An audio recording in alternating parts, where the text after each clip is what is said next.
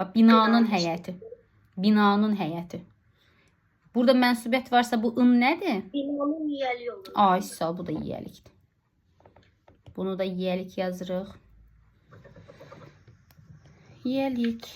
Burada əslində bilsən necə olur? Bəzən bu yiyəlik hallı sözlərdən sonra hər hansısa bir ism əlavə edirik. Bizim bina.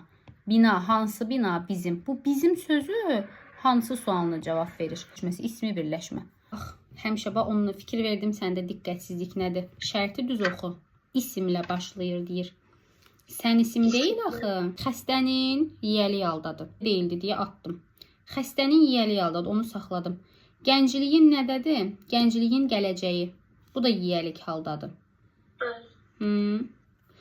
Sonra sənin arzun, bu da yiyəlik haldadır. 10-cuların tədbiri, bu da yiyəlik haldadır. İndi mən bunu nəyə görə atmayım? Hansını niyə atım?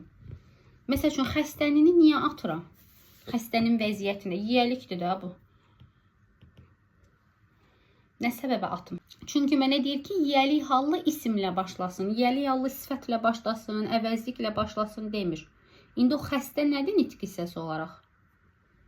Xəstə. Ay, indi D-ni niyə atıram? Sənin. Mən, sən, o, biz, siz, əvəzlik. 10-cunu niyə atıram?